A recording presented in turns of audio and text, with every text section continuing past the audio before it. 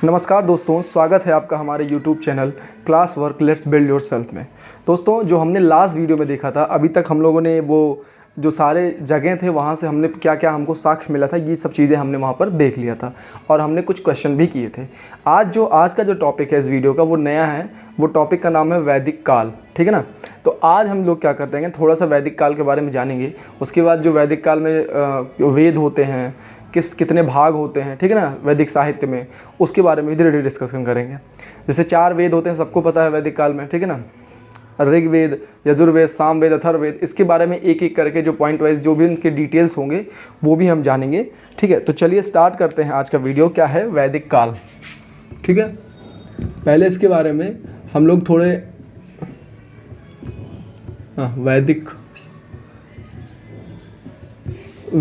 काल, ठीक है ना, ये क्या हो गया वैदिक काल।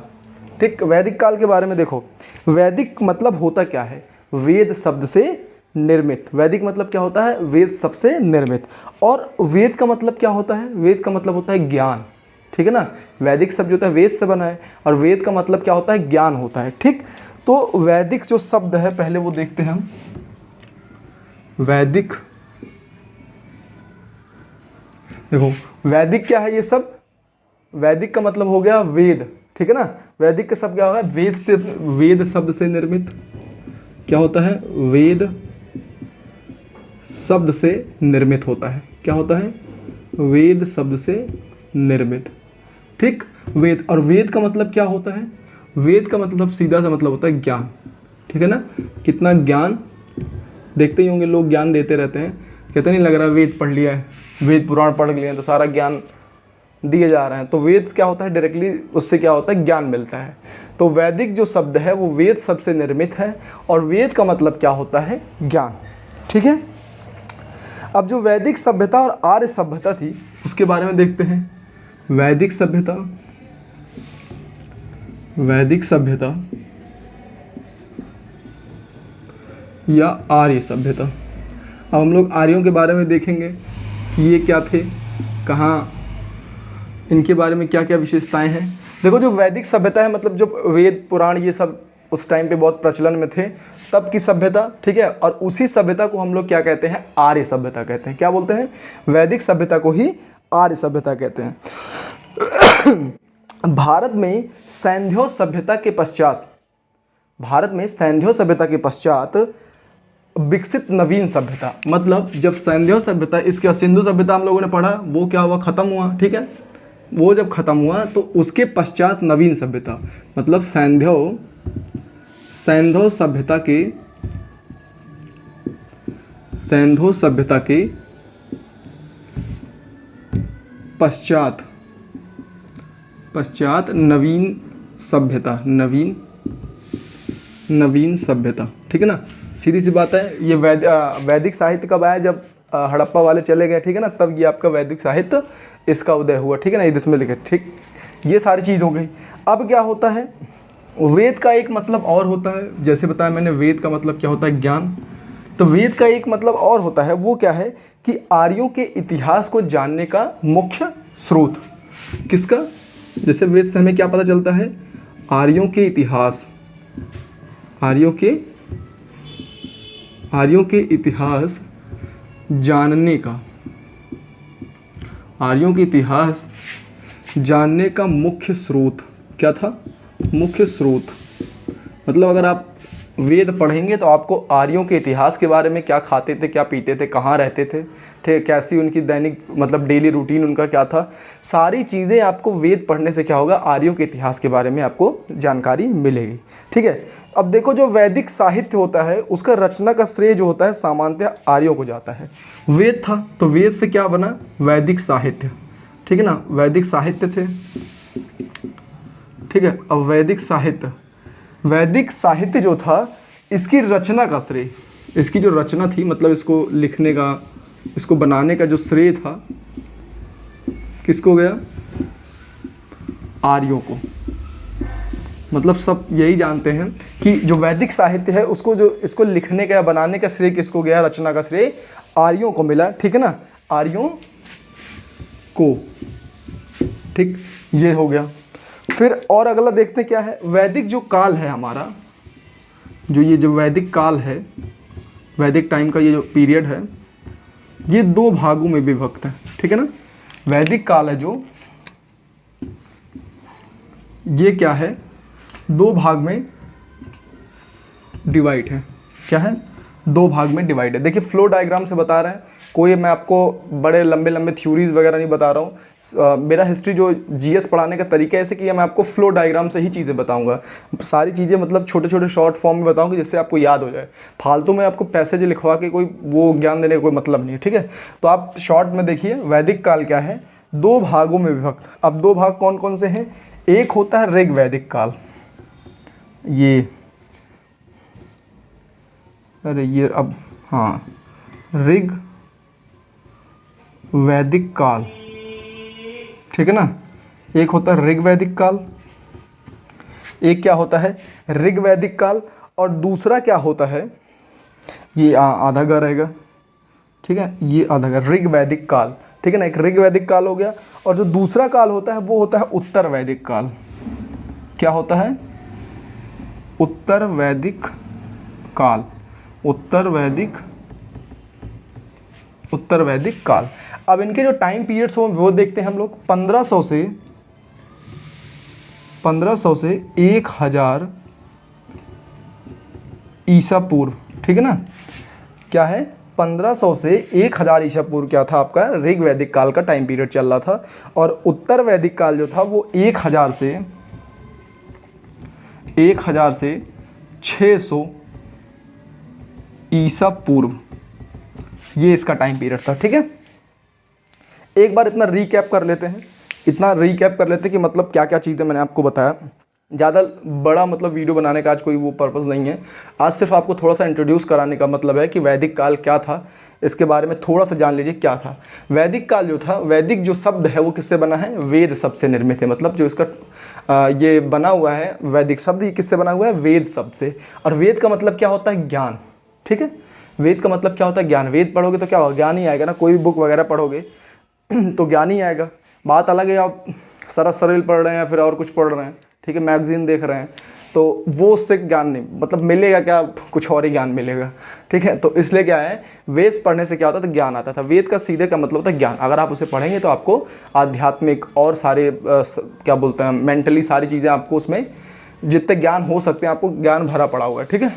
फिर क्या हुआ कि जो वैदिक सभ्यता है उसी को आर्य सभ्यता भी कहते हैं। जैसे अगर मान लीजिए क्वेश्चन में आता है कि वैदिक सभ्यता या आर्य सभ्यता, दोनों में से कोई एक आ जाता है, आर्य सभ्यता लिख के आएगा तो वैदिक सभ्यता ही इसको समझेंगे, ठीक है। ये जो सभ्यता थी कब हुई, ये मतलब लाइट में कब आई, सैंध्य सभ्यता के पश्चात नवीन सभ्यता। मतलब जब सैंध्य सभ्यता, सिंधु सभ्यता क्या हुई, खत्म हुई, तब जाके ये क्या हुआ, इसका उदय हुआ, ठीक है ना। तब क्या हुआ, इसका उदय हुआ सैंध्य सभ्यता के पश्चात, ये नवीन सभ्यता थी, ठीक है, नई सभ्यता थी। अब देखो वेद से हमको क्या मिलता है। वेद को अगर हम पढ़ेंगे तो हमको उसके बारे में मतलब क्या चीज़ें ज़्यादा निकल के आएंगी। तो वेद पढ़ने से हमको क्या होगा, आर्यों के इतिहास के बारे में जानने का क्या था मुख्य स्रोत। जैसे अगर आपको आर्यों के बारे में जाना है, कि उनके बारे में जानना है कि वो कैसे थे, क्या करते थे, क्या खाते पीते थे और सारी चीज़ें क्या करते थे, तो हम क्या करेंगे, वेद पढ़ेंगे। तो हम वेद पढ़ेंगे तो हमको आर्यों के बारे में छोटी से छोटी से लेके बड़ी से बड़ी जानकारी हमको मिल जाएगी। तो उनको जानने का क्या था, ये एक मुख्य स्रोत था। अब देखा हमने वैदिक साहित्य, ठीक। वैदिक जो साहित्य होता है, इसको जो लिखने का श्रेय, मतलब इसको रचना करने का जो श्रेय था वो किसको गया, आर्यों को गया। मतलब ये कि इन्हीं लोगों ने इसको क्या किया था, लिखा हुआ था, ठीक है ना, लिखा हुआ था, बनाया हुआ था, संकलित जो भी आप समझ सकते हैं, इसको किया हुआ था, ठीक है।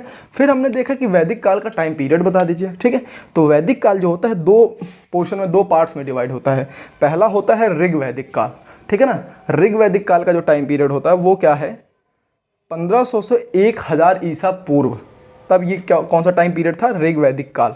और जो सेकंड हमारा पार्ट है वो कौन सा है, उत्तर वैदिक काल। उत्तर वैदिक काल जो था वो क्या था, 1000 से 600 ईसा पूर्व के था। मतलब ये उस टाइम का टाइम पीरियड था। तब वो कौन सा टाइम पीरियड था, उत्तर वैदिक काल, ठीक है।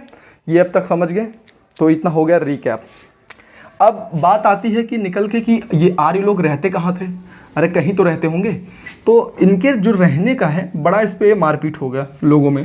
मतलब जो विद्वान थे, कह सकते हो आप, जो पढ़े लिखे लोग थे, उनको क्या हुआ, इस पर बड़ा कन्फ्यूज़न था, लोगों में बड़ा मतभेद था गया था। वो लोग कोई कह रहा है कि रूस से आए हैं, कोई कह रहा है हंगरी से आए हैं, कोई कह रहा है तिब्बत से आए हैं। तो ये क्या है ना कि ये हमको लगता है इसको जानने का कोई मतलब नहीं है, क्योंकि 10 हैं, 10 के नाम बताऊंगा तो वो 10 बोलते हैं कि जैसे आर्य, इनकी जो रहने का है, इनका रहने का क्या है ना, कम से कम 10 लोग 10 तरह के बता रहे हैं कि यहाँ रहते थे, यहाँ रहते थे, इस गांव के थे, इस गांव के थे, इस जगह, मतलब 10 से ज़्यादा बता देंगे, ठीक है ना। 10 से ज़्यादा लोगों ने बता दिया कि कहाँ रहते थे। तो इसको जानने का कोई मतलब मुझे नहीं लगता, क्योंकि देखिए जैसे आर्य कहाँ रहते थे, उनका मूल स्थान क्या था, इसके लिए कम से कम 10 लोगों ने 10 जगह बताई है। तो उसका कोई ऐसे मतलब कह सकते कोई प्रमाण नहीं कि हाँ यहीं फिक्स रहते थे, ठीक है ना। जैसे मान लो हम कादीपुर के हैं, सुल्तानपुर के, मेरा फिक्स जगह है कि हम कादीपुर पैदा हुए हैं, सुल्तानपुर के, ठीक है, ज़िले के रहने वाले हैं। तो इनका क्या था, आर्यों को कोई फिक्स वो नहीं था कि कहाँ के रहने, जितने विद्वान थे अलग अलग बताते थे। जैसे 1-2 एग्जाम्पल देख लीजिए। स्वामी दयानंद सरस्वती ने कहा कि ये तिब्बत के थे, ठीक है। और क्या था, एक आदमी और थे बाल गंगाधर तिलक, उन्होंने कहा ये उत्तरी ध्रुव से आए हुए थे। और क्या बोलता, मैक्स मूलर ने कहा मध्य एशिया के थे। और एक थे गार्डन चाइल्ड ने कहा ये कि दक्षिणी रूस के। तो आप सोचिए, गाइल्स ने कहा हंगरी के और हर्ट एंड पेंका ने कहा जर्मनी के। तो अब बताइए, ये लोग ऐसा भी नहीं कि चलिए कोई एक देश या फिर एक रीजन में बता दिया कि हाँ यहीं के थे, तो हम मान लेते कि हाँ यहीं थे। अब ये जो है, ये क्या बोलते हैं, इधर पूरा आपका अफ्रीका चला आया, ये यहाँ से ये ऐसे, अरे ये कैसे बनता अफ्रीका, ऐसे अफ्रीका, फिर इधर यूरोप, और इधर ये अपना इंडिया वगैरह ऐसे करके, और ये चाइना, रूस वगैरह ये। तो अब ये ऐसा भी नहीं था कि पूरा एक जगह बता रहे हैं कि चलो अफ्रीका में था, या फिर इधर इंडिया वाले पोर्शन में था, या फिर चलो इधर उत्तरी अमेरिका इधर साइड था। ये क्या कर रहे हैं, कोई इधर बता रहा है, कोई इधर बता रहा है। 10 लोग 10 तरह के क्या कर रहे हैं, जगह बता रहे थे। इसको क्या होता है कि आर्यों के रहने के बारे में हमको कोई एड्रेस उनका चाहिए नहीं, किसी को कोई तो काम है नहीं कि आर्य का हमको एड्रेस चाहिए कि वो कहाँ रहते थे, पर्टिकुलरली उनका एड्रेस दे दो, अमेजोन से डिलीवरी भेजनी है। तो हमको इस बारे में क्या है, कोई डिबेट नहीं करना कि कहाँ के रहने वाले थे, नहीं, क्योंकि ये पूछेंगे नहीं, इतना भी पूछेंगे नहीं डीप में, ठीक है, कि भाई 10 जगह एक ही चीज़ को लेकर विवाद है, ठीक है। तो उसके बारे में बहुत जानकारी कोई ज़रूरत नहीं है, ठीक। तो इतना समझ गए कि इसके कहाँ रहते थे, कोई मतलब नहीं, क्योंकि 10 लोगों ने 10 तरह का बताया कि ये 10 जगह से थे। और ऐसा भी नहीं कि एक ही देश का बता दिया कि हाँ इसी में कहीं आसपास के थे। पूरे वर्ल्ड में कोई हंगरी बता रहा है, कोई रूस बता रहा है, कोई तिब्बत बता दे रहा है। तो उससे क्या होता है, बड़ा कन्फ्यूज़न है, मतलब सारे लोगों में मारपीट हो गई थी कि ये कन्फर्म नहीं कहाँ रहते थे, ठीक। और ऐसा भी नहीं उनका एड्रेस जान के हमको उनको डिलीवरी करनी है अमेजोन पे कि यार ये लीजिए, आपके लिए जोमेटो से कुछ भेज रहे हैं या अमेजोन से कुछ कपड़े भेज रहे हैं, खा पी लीजिएगा। तो उसे कोई ज़रूरत नहीं है, ठीक। अगला देखते हैं कि अब इतना चीज़ें हो गई, हमने देख लिया कि कितने डिवाइड थे, 2 पार्ट में डिवाइड था, ऋग वैदिक काल, उत्तर वैदिक काल।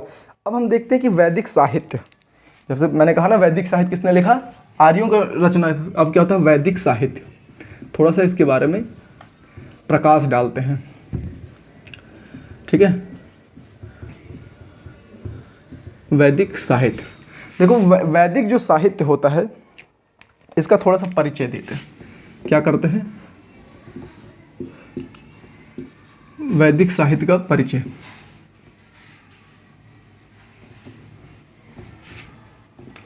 वैदिक साहित्य का परिचय देखते हैं। परिचय क्या था, जो भारतीय साहित्य परंपरा में सर्वाधिक प्राचीन, देखो हमारे जो जो वेद हैं, जो उपनिषद हैं, जो साहित्य, उसमें क्या है, वैदिक साहित्य सबसे पुराना है।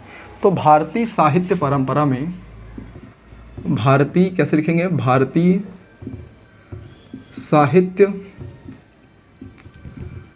परंपरा में, परंपरा ऐसे लिखते हैं ना, सॉरी गलत हो गया, परंपरा, हाँ परंपरा में क्या लिखा है, सर्वाधिक प्राचीन, सर्वाधिक प्राचीन।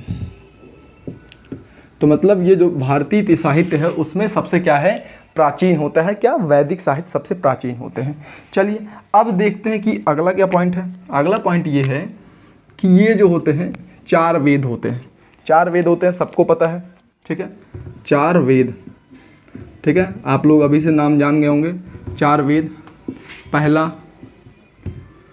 अरे यार ये ऋग, हाँ ऋग्वेद, ऋग्वेद, दूसरा यजुर्वेद, ये भी देख लें सही लिखा है कि नहीं, हाँ सही है, नहीं यहाँ इस पर यजुर्वेद, ठीक है। और क्या है, कुछ कुछ वर्ड ऐसे होते हैं कि लिखने में एक आध बार दिक्कत होती है। तीसरा क्या है, साम, सामवेद। और चौथा क्या है, अथर्ववेद, अथर्ववेद। फिर से लिख देता है, अथर्ववेद। ये क्या हो गया, अथर्ववेद। गलत ही लिखा, हाँ अथर्व पे वा पे रहेगा, ये रहा, ठीक है, ये अथर्ववेद। तो ये हो गए 4 वेद। हमने क्या देखा, 4 वेद क्या होते हैं सबको पता ही, ये तो जनरली सबको पता होगा, लूसेंट पढ़ते होंगे तो इसमें भर भर के लिखा है ऋग्वेद, यजुर्वेद, सामवेद, अथर्ववेद, ठीक है। अब देखते हैं 4 भाग क्या होते हैं। वैदिक साहित्य के और 4 भाग होते हैं, ये तो 4 वेद हो गए।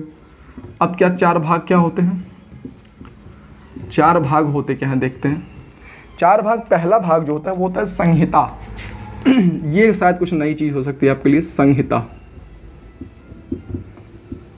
ठीक है, संहिता, ठीक, संहिता। दूसरा क्या होता है, ब्राह्मण पथ, ब्राह्मण पथ, ठीक है, संहिता, ब्राह्मण पथ। और तीसरा है अरण्यक, क्या है, अरण्यक, अरण्यक, क्या नाम है, अरण्यक। और चौथा क्या चीज़ है, उपनिषद। चौथा क्या चीज़ है, उपनिषद, ठीक है ना।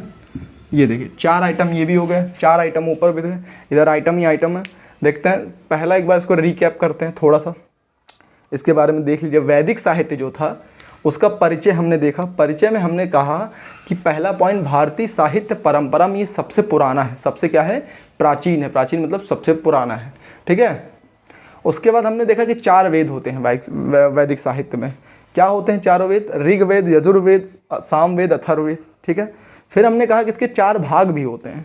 कौन कौन से भाग होते हैं, संहिता होती है, ब्राह्मण पथ होता है, अरण्यक होता है और उपनिषद होते हैं, ठीक है ना। ये इसके 4 भाग होते हैं किसके, वैदिक साहित्य के। चलिए अब क्या होगा कि हम एक क्या करेंगे, पहले 4 वेदों को एक एक करके देखेंगे, ठीक है ना। 4 वेदों को क्या करेंगे, एक एक करके देखेंगे और उससे रिलेटेड जो है जो भी जानकारियाँ निकलेंगी, कि मतलब होता नहीं कि उसमें क्या चीज़ें थी, कहाँ उल्लेख था, कौन सा सूक्त था, कितने क्या थे, मतलब दुनिया भर के जो डिटेल उसमें निकलेंगे, ठीक है, वो क्या करेंगे, एक एक वेद को हम लोग क्या करेंगे, डिटेल में देखेंगे, ठीक। तो मुझे लगता है कि आज ये जो वीडियो है इसको यहीं तक रहने देते हैं। जो नेक्स्ट वीडियो मैं बनाऊंगा उसमें मैं क्या करूंगा, ऋग्वेद से स्टार्ट करूंगा, उसके बारे में डिटेल्स में बताता चलूँगा, ठीक है ना। एक एक वेद के बारे में हम लोग बातचीत करेंगे डिटेल में। तो चलिए क्वेश्चन आंसर वाला जो गेम है आज का ये स्टार्ट करते हैं हम लोग। लास्ट टाइम हमने यूपीएससी के कुछ 5 क्वेश्चंस देखे थे, ठीक है, वो भी एंशिएंट हिस्ट्री के। आज भी हम कुछ ऐसे ही कारनामा करने वाले हैं, आज भी हम यूपीएससी के ही प्रीवियस ईयर क्वेश्चन देखेंगे, ठीक है। क्योंकि अक्सर क्या होता है ना कि अब जैसे इतिहास हो गया, ये सब चीज़ें क्या होती है, बदलती नहीं है। इतिहास के लिए क्या है कि और सारी मैथ्स वगैरह में मान लो डाटा चेंज कर दिया और किसी चीज़ में करंट में घुसा दिया, लेकिन क्या जैसे अब जो इतिहास है अब इसको तो बदल नहीं सकते। तो क्या करते हैं वो लोग, क्वेश्चन क्या है ना, बार बार उसका फॉर्मेशन थोड़ा सा चेंज करके, ऑप्शन चेंज करके क्या करते हैं, रिपीट करते हैं बार बार। और आप जानते हैं कि जो हमारे यहाँ सिविल सर्विसेज होते हैं, यूपीएससी, पीसीएस वगैरह, इन सब के क्वेश्चन क्या होता है, जो वनडे एग्जाम आते हैं ना, उनमें क्या होता है, रिपीट होते हैं, ज़्यादा करके रिपीट होते हैं। इनके क्या होता है, सवालों का स्तर बहुत ज़्यादा होता है, अच्छा होता है। इस वजह से ये सब सवाल क्या करते हैं, बाकी जो यूपी SSC हो गई, ठीक है ना, और बाकी वनडे एग्जाम जितने यूपी के होते हैं सारे, यूपी रेलवे वगैरह सब में क्या करते हैं, वही सारे क्वेश्चन क्या करते हैं, वो ऑप्शन थोड़ा सा चेंज करके वो सारे क्वेश्चन क्या करते हैं, रिपीट करते हैं। इसलिए आपको प्रीवियस ईयर क्वेश्चन, जब मैंने स्ट्रेटजी वाली वीडियो बनाई थी उसमें पहले बताया था कि आप प्रीवियस ईयर क्वेश्चन जरूर लगाइए, ठीक है ना। इससे आपको क्या होगा, थोड़ा सा जानकारी बढ़ेगी। चलिए तो हम लोग क्या करते हैं, हमने लास्ट क्वेश्चन देखा था कि अशोक का अपने शिलालेखों पे सामान्यतः किस नाम से उल्लेख मिलता है। तो हमने शायद ऑप्शन प्रियदर्शी आपको बताया भी था, बहुत फेमस है ये क्वेश्चन, हर बार आता है, आप देखेंगे सारे वनडे एग्जाम में भी आता रहता है। और ये जो है यूपीएससी के 1995 में आया हुआ क्वेश्चन है, ठीक है। आज हम भी वहीं से कंटिन्यू करते हैं जहाँ से हमने छोड़ा था। हाँ तो चलिए क्वेश्चन नंबर 6 देखते हैं, एक तरह से 1 कर लेते हैं आज का, वहाँ से स्टार्ट कर रहे हैं, ठीक। क्वेश्चन नंबर 1 क्या है कि प्राचीन संस्कृत ग्रंथों में, प्राचीन, क्वेश्चन ध्यान से सुनिएगा, नहीं दिखता है तब भी, प्राचीन संस्कृत ग्रंथों में प्राचीन संस्कृत ग्रंथों में प्राप्त यवन प्रिय, देखिए एक वर्ड आया है प्राप्त यवन प्रिय, यवन प्रिय, इसी वर्ड का खेल है इसमें, इस क्वेश्चन में कि यवन प्रिय जो शब्द है द्योतक है, शब्द द्योतक है, मतलब इसका सीधा सा मतलब है कि जो यवन प्रिय है ये 1995 में ये भी क्वेश्चन रिपीट हुआ था, ठीक है, कि जो संस्कृत प्राचीन हमारे ग्रंथ वगैरह ये सब है, इसमें जो एक वर्ड आया था उसका नाम क्या था, यवन प्रिय। इसका मतलब क्या है, इसका क्या मतलब होता है। अब देखो कितने खतरनाक खतरनाक ऑप्शन दिए हुए हैं इसमें। ऑप्शन नंबर ए क्या दिया हुआ है कि एक प्रकार की उत्कृष्ट भारतीय मलमल का, क्या है, शॉर्ट में लिखते हैं भारतीय मलमल का, मलमल का मतलब समझते हैं ना, कपड़े का, कहते नहीं वो एक गाना भी था मलमल, अरे कुर्ती उड़ जाए मलमल, अरे ऐसे कुछ था गाना, याद नहीं आ रहा, मलमल तेरा लाल दुपट्टा मलमल का, हाँ तेरा लाल दुपट्टा मलमल का, तो वो मलमल वाला कपड़ा यही था, यहाँ से आया था, ठीक है ना, बहुत पुराना कपड़ा है, यहीं से आया था मलमल का। तो पहला हो गया मलमल, ठीक है। भारतीय क्या होता है, एक तरह का कपड़ा, उत्कृष्ट भारतीय मलमल का। दूसरा हाथी दांत का, ऑप्शन बी क्या है, हाथी दांत का, हाथी दांत का, हाथी दांत का, ठीक है। ये भी बहुत फेमस, हाथी दांत क्यों बार बार आप देखते हैं, हाथी के दांत से क्या होता है ना, बहुत चीज़ें बनाई जाती हैं, ठीक है, लोग सजावट में रखते हैं, देखेंगे आप छोटे बड़े पहनते भी हैं, उससे क्या करते हैं कुछ सजाने वजाने की चीज़ें बनाते हैं। इसलिए हाथी के दांत क्या होता है, तो लोग पहले क्या करते हैं, हाथी का शिकार करते थे, उसको गड्ढे में मार के डाल देते, कुछ नमक वगैरह डालते, तो क्या होता है कि वो हाथी का जो होता है ना सारा शरीर गल जाता है, तो फिर हड्डियाँ दांत वगैरह बच जाते, तो उसको तस्करी करते थे। अभी भी सुनाई देता है ये सारी चीज़ें, आप यूट्यूब वगैरह पे देखेंगे कभी डाल के, तो वो ऐसे दिखाता है कि हाथी दांत का कैसे स्मगलिंग वगैरह होती है, कभी पकड़ा जाता है, तो आपको दिखेगा वो हाथी दांत का। अगला क्या था, नृत्य के लिए यमन राज्यसभा में भेजी जाने वाली नर्तकियों का, वाह। तीसरा क्या है कि नृत्य के लिए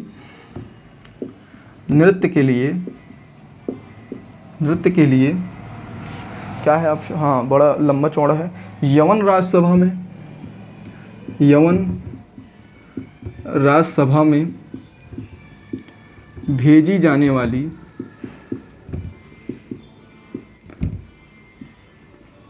नर्तकी, मतलब कि यवन प्रिय का मतलब ये इतना ही था कि नृत्य के लिए जो लड़कियां भेजी जाती थी यवन राज्यसभा में, उनको कहीं तो नहीं कहा जाता था, ये इसका मतलब हो गया। और डी ऑप्शन क्या है, डी ऑप्शन दिया हुआ काली मिर्च का है, ये क्या होता है, ये कहाँ से आ गया अचानक से काली मिर्च, तो बताइए इसमें से क्या हो सकता है, आपको शायद ही पता हो, अगर पता है तो बहुत अच्छी बात है।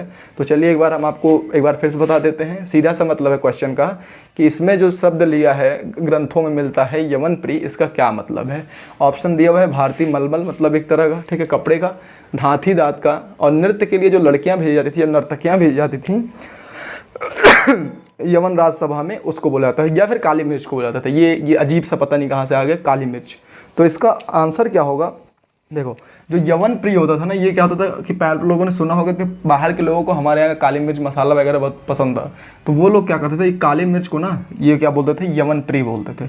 ये यूपीएससी के 1995 में क्वेश्चन आया हुआ है, रिपीट होने के इसके बहुत चांसेस रहते हैं, अक्सर होता भी है, देखेंगे तो आप डायरेक्टली क्या करते हैं उसको वनडे एग्जाम में चिपका देते हैं ले जाके, ठीक है, कभी कभी तो सेम टू सेम ऑप्शन सहित। चलिए क्वेश्चन नंबर 2 देखते हैं। क्वेश्चन नंबर 2 क्या है, अब अणुव्रत सिद्धांत का प्रतिपादन किया था, क्या है अणुव्रत, अणुव्रत एक सिद्धांत था, ठीक है ना, अणुव्रत सिद्धांत का प्रतिपादन, अणुव्रत सिद्धांत का प्रतिपादन किया था, किसने किया था, मतलब नाम इनको चाहिए, ठीक है ना, इनको नाम चाहिए।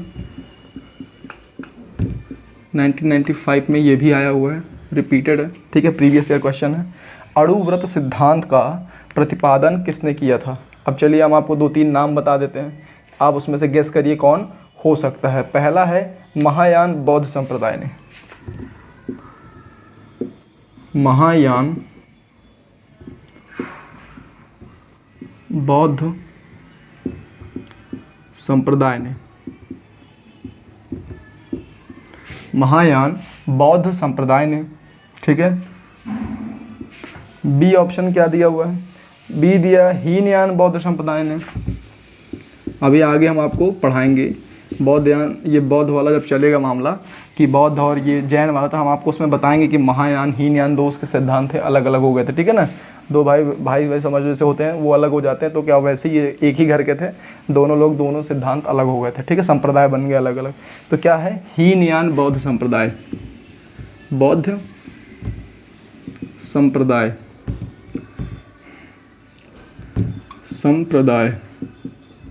ठीक। सी ऑप्शन क्या है, जैन धर्म ने, और डी क्या होता है, डी का क्या ऑप्शन है, लोकायत शाखा ने। क्या होता है, लोकायत शाखा ने, लोकायत शाखा ने। चलिए बताइए इसमें क्या हो सकता है कि अणुव्रत सिद्धांत, सीधे पूछेगा कि अणुव्रत सिद्धांत किसने दिया था। ये चार नाम आपको दे दिएंगे तो किसने दिया था, तो आपका जो ऑप्शन है ये जैन धर्म होता है, ठीक है। ये अणुव्रत सिद्धांत जो था ये किसने दिया था, जैन धर्म वालों ने दिया था। किसने दिया था, जैन धर्म वालों ने दिया था, ठीक। चलिए क्वेश्चन नंबर 3 देखते हैं। क्वेश्चन नंबर 3 क्या है कि दर्शन की मीमांसा प्रणाली के अनुसार, दर्शन की मीमांसा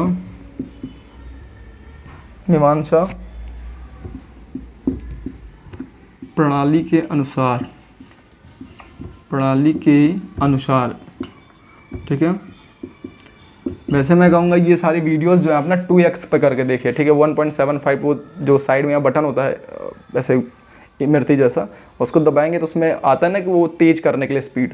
आप अगर स्पीड तेज़ करके देखेंगे तो आप पूरा वीडियो भी देख लेंगे और समझ भी जाएंगे क्या बोल रहे हैं। ऐसे तो आप नॉर्मली देखेंगे तो सबके लिए नहीं होता ना, जो जिनको ज़रूरत होगी वो देखेंगे आप। लेकिन कभी भी कोई वीडियो देखिए अगर आपको लगता है कि लंबा है तो उसको क्या करिए, थोड़ा स्पीड बढ़ा लीजिए, आपके लिए फ़ायदा हो, ठीक है। तो दर्शन की जो मीमांसा प्रणाली के अनुसार मुक्ति निम्नलिखित में से किन साधनों में संभव है, मुक्ति निम्नलिखित किस साधनों में, निम्नलिखित में से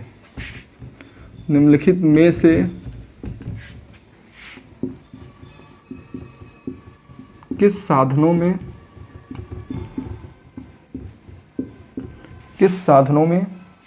संभव है। इनके जो लैंग्वेज होते हैं वही थोड़े से टफ होते हैं, हिंदी वाले कुछ ज़्यादा ही हिंदी हो जाते हैं और इंग्लिश वाले तो सुभान अल्लाह। तो वैसे ही हाल है कि इसमें क्या पूछ रहा है कि ये क्वेश्चन कुछ ऐसा ही है कि दर्शन की मीमांसा प्रणाली में जो मुक्ति का मार्ग बताया गया है वो किस साधनों से बताया गया, सीधा सा इसका मतलब ये है। हम आपको ऑप्शन देते हैं क्या, ज्ञान कि मतलब ज्ञान प्राप्त करें और मुक्ति पाएं, ऐसा कुछ है क्या। बी ऑप्शन देखते हैं एक बार। बी ऑप्शन क्या बोल रहा है कि भक्ति क्या है, भक्ति, कि भक्ति करो और मुक्ति पाओ, ऐसा है क्या, ये भी हम देखते हैं। अगला सी ऑप्शन दिया हुआ है, लग तो वैसे सारे रहे। तीसरा योग करें निरोग रहें या फिर डायरेक्ट मुक्ति लें, ठीक है। योग करने से मुक्ति मिलती है कहीं, या फिर ऑप्शन डी दिया हुआ है एक कि भैया कर्म करो और मुक्ति पाओ। तो अब आप बताइए कि ऑप्शन ए बी सी, ज्ञान से मुक्ति मिलेगी कि भक्ति से या योग से या फिर कर्म से, इन 3-4 ऑप्शन में से आपको क्या लगता है कि क्या करने से आपको मुक्ति मिल जाएगी, वो भी किसके अनुसार, दर्शन की मीमांसा प्रणाली के अनुसार। तो भैया तो इस क्वेश्चन के हिसाब से और इस दर्शन की मीमांसा के हिसाब से इसका जो आंसर होगा वो डी होगा कि कर्म करने से क्या होता है, आपको मुक्ति मिलेंगे, ठीक है। योग करने से तो बॉडी बनेगी, निरोग रहोगे, ठीक है ना, बाकी कर्म करने से ही मुक्ति मिलेगी, ठीक है। ये क्या हो गया, 3 क्वेश्चन हो गए हमारे अब तक के। और देख लेते हैं ये भी क्वेश्चन क्या हुआ जो लास्ट अभी कराए, ये भी क्या है 1995 प्रीवियस ईयर है यूपीएससी का। ये भी क्या है, यूपीएससी का 1995 का प्रीवियस ईयर है, ठीक है। एक तरफ से करा रहे हैं एंशिएंट वाले पोर्शन से, ठीक है ना।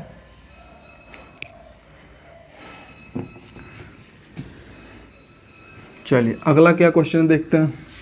अगला क्वेश्चन है कि चोल काल के दौरान नटराज, चोल काल के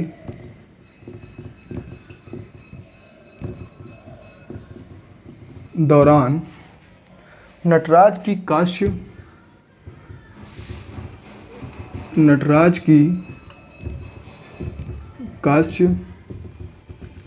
चोल काल के दौरान नटराज की कांस्य प्रतिमा मतलब मूर्ति, प्रतिमा देवता को निरपवाद रूप से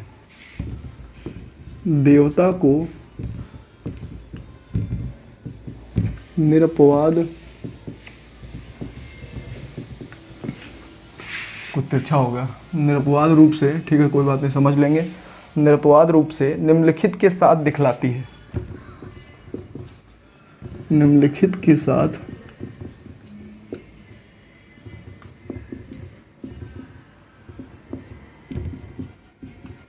दिखाती है। ऑप्शन देखते हैं।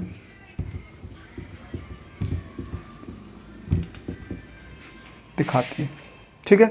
अब क्या दिखाती है, ऑप्शन देखते हैं। ऑप्शन एक बार देखते हैं, फिर क्वेश्चन हम लोग एक बार फिर से रीड करेंगे।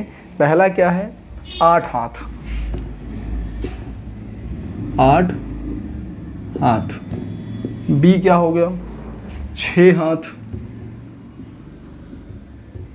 अरे यार 6 हाथ, ये भी समझ लेंगे, ठीक है। और क्या होता है, 4 हाथ, मतलब इसमें क्या है, हाथ के बारे में पूछा सब। 4 हाथ। डी कितना हाथ है, 2 हाथ, 2 हाथ।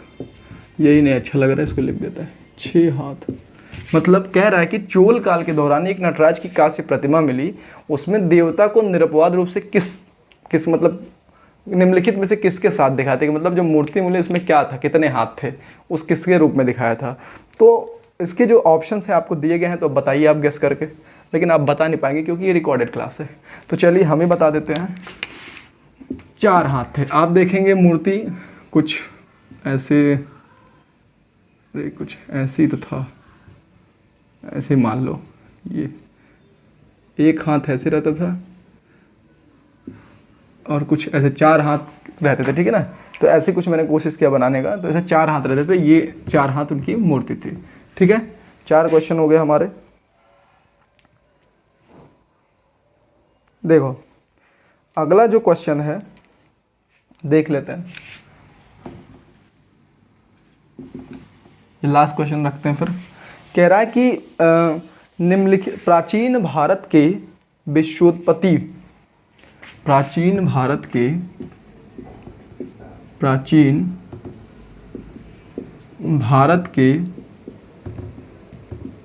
विश्वोत्पत्ति, क्या लिखा है, विश्वोत्पत्ति, इनकी हिंदी ऐसे ही रहते हैं कि आधा होश उड़ जाए। विश्वोत्पत्ति विषयक धारणाओं